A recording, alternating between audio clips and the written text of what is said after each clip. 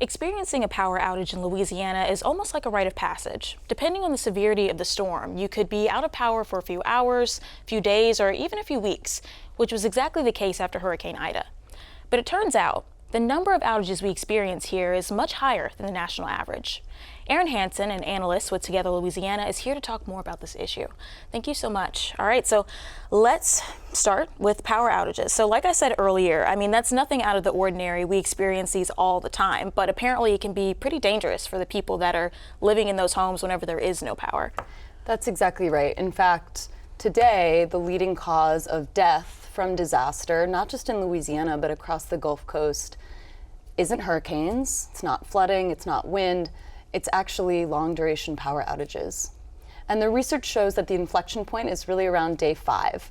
So losing power for a day or two, maybe you lose a fridge worth of food, but it's really around day 5 when the health consequences start to kick in. And why is that? That's because many life-saving interventions, medications, and other things like that just have a shelf life. Not to mention folks who by day 5 are ready to recharge their devices, and so they might go out and buy a gas generator to power their home, and without proper instruction on how to use that, might suffer from carbon monoxide poisoning.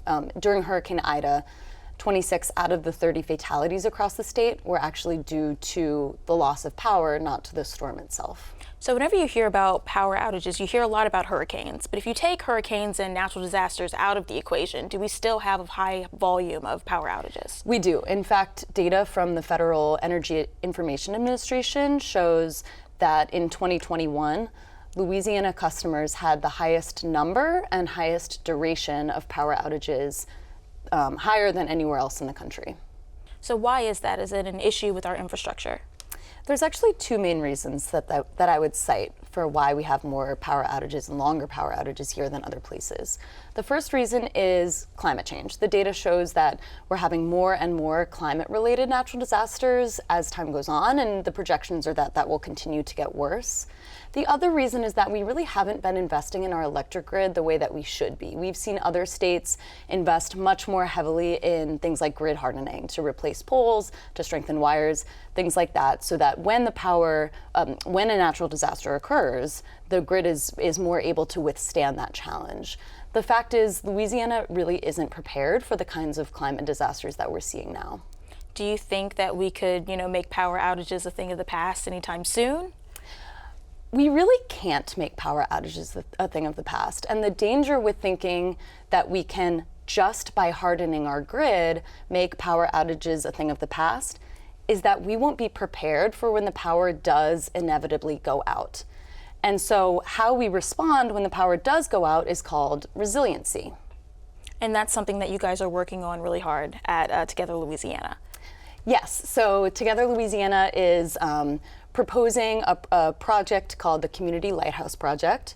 This is an initiative to work with community institutions all around the state to develop a network of 250 to 300 facilities, community institutions like churches, schools, union halls, with solar panels and backup batteries that serve as resiliency hubs. So when the power does go out, people in the community can have access to things like heating, cooling, food and water distribution, charging for devices. We found during Ida that one of the most important things was people were not able to charge their devices, and so we're not able to stay connected with each other. So giving folks a place where they can go charge their phone or check out a battery and take it home to charge devices at home and then bring it back, almost like a portable battery library or bank. Not to mention, a place where people can be connected with other folks in the community and talk about the needs that they're having. Those facilities would save on their electric bills when the power is on, and they would sort of come to life and spring to life when the power goes out. They would do wellness checks in an area surrounding the facility. So really making sure that there's a hub for people to go to, a community hub. That's exactly right. All right, well, thank you so much. We are out of time, but of course, it was a pleasure having you here. Thank you so much. All right.